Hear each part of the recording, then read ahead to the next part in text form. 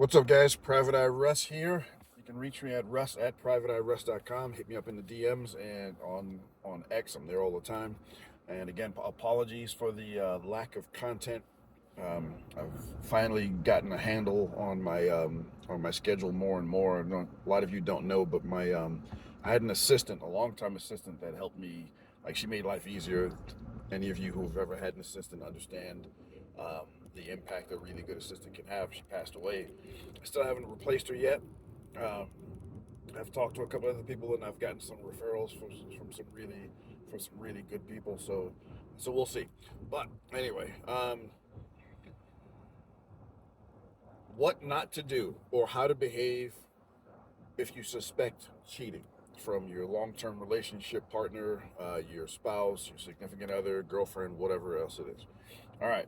So one of the things guys do that makes it more difficult if they need to hire an investigator. I'm talking about some of the things that make my job harder, make the job harder for, more difficult for other investigators to collect the evidence and documentation you might need if your spouse is actually cheating on you, right? So, and sometimes they're not. Sometimes we'll do an investigation, and the guy will say, "Hey, I want evidence of my girl cheating." And if she's not cheating, then there is no evidence to gather. We'll look for it, but if it doesn't exist, then it doesn't exist. But talking to your pals, right? So, and it's a common thing. Married guys especially, you've got your married friends, your wives are best friends. Your best friend with their, your best friend's wife's best friend, your husband or whatever it is. You know what I mean? And you suspect your wife is cheating on you, right? So one day when you're bowling with Al or whatever his name is, Kevin or Steve, let's call it Steve, Scuba Steve. You're bowling with Scuba Steve, and you say, Steve, he wonders what's going on because your bowling game is not up to par. Hey, what's going on, man? What's going on, Russ? You're not bowling the way you normally do, or you're golfing, or whatever it might be. Man, you know what? You got to keep this to yourself. Okay, sure, of course I'll keep it to myself. Um, and you tell him, hey, I think Sally's cheating on me. I think she's having an affair. What? Why? And you tell Scuba Steve exactly why you think Sally is cheating on you. And he'll be like, you know what? I think this is all in your head, man. She wouldn't cheat on you. She's not that type of woman. She wouldn't do that sort of thing. And you end the conversation. He pretty much told you to, just, you know what, dude, you're wrong. She wouldn't do that to you. Well, here's what's going to happen next. He's going to he's going to be laying in bed, uh, not having fun bedroom activity with his wife because that's what happens to a lot of married guys. Most of you don't have very much fun bedroom activity. All right, and he will, he'll give it away. He'll talk to his wife, whether she'll drag it out of him. Say, "What's the matter? You seem different today." Well, I had a conversation with him, and let me ask you something. But first, you have to promise not to say anything to Sally. Sure, I won't say anything to my very best friend um, about a question you might have about her. All right, and so, do you think, Russ thinks Sally's cheating on him? Oh my gosh, she would never do that. I know her; she's my best friend. If she was cheating, I would know it. She's not cheating. And here's what's going to happen next. Your boy Scuba Steve is going to go to sleep. As soon as he goes to sleep, his wife's going to be on the phone. Grab my phone. His wife's going to be on the phone. She's going to be like, okay, watch your back. He's onto you. You need to initiate play number 17. All right? And play number 17 is covering your tracks. Doesn't mean they stop.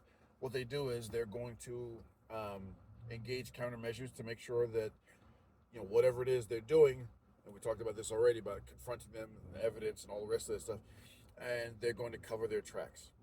And then your wife is going to be on the alert, or your girlfriend or your significant other is going to be on the alert because your boy, who you thought could keep his mouth shut, can't hold his water. Most of these guys, most married men, are no longer sentient human beings. They are wind up automatons that can't do anything without their wives' permission. Stop telling these guys your secrets. They're not keeping your secrets. They're telling their wives immediately. They're like, dude, like, trust me. Talk to most married guys. What happens when they get divorced? All those good friends, those married friends that were also supposed to be your friends, guess what happened? They will part from you like the Red Seas did for Moses, and they're gone. Why? Because their wives will be like, "Well, you can't be friends with him because I'm friends with his ex-wife, and so we got to cut him out." You will get unfriended by everybody. You will get blocked on the phone by everybody. If they see you at the gas station, they're gonna act like they didn't know you. You knock on their door, they're gonna call the police and have you trespass. They're not your friends, guys. They're not your friends. They're married to your wife's friends, and they will become the enemy immediately. Stop sharing your theories about what's going on. All right? The guy you need to talk to me. Ask me. Sometimes I'll talk to guys on the phone and be like, look, dude, this is pretty simple. Just walk away. And I've actually done that, and guys wanted to do investigations anyway, and that's fine. If you still want to, I'm there for you. I'm there to help you. As a matter of fact, I'm doing a special right now. If you want internet only background, all right? All the extra stuff costs extra. Sorry, there's no other way I can do that just because I've got to maintain profitability, but also too some of these things cost me. They cost me time, they cost me resources, so I have to charge you. But I'm actually running a special. Hit me up and let me know that you saw this video, or if you saw me on another person's blog or whatever. Let me know who you found out about me on, and I will give you a nice discount, and I'll help the person out who exposed you to me. Sorry, but I'm still driving, and I'm kind of in a rough hood. If you know Orlando, I'm on South OBT. No, I'm not on South OBT because I'm looking for it's Orange Blossom Trail, but the nickname for it is Orange Blossom Tail because it's widely known as what's called the track, where ex-workers, will march up and down selling their goods.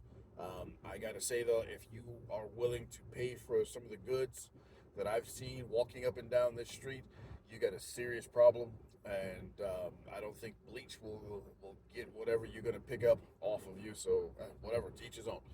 So anyway, keep that in mind. Don't tell your married homeboys. Don't tell them. They will tell on you. They will dime you out in a freaking minute. If you're doing anything secret, you don't want your wife to find out about. Keep it quiet, man. Keep it quiet. These guys don't know how to hold their water. Anyway, because they'll go run to their wives and tell their wives this stuff because their wife will pat them on the head and they'll wag their tail and they'll throw them a little treat, some lifeless, fun bedroom activity. I had a conversation with a married buddy of mine just the other day,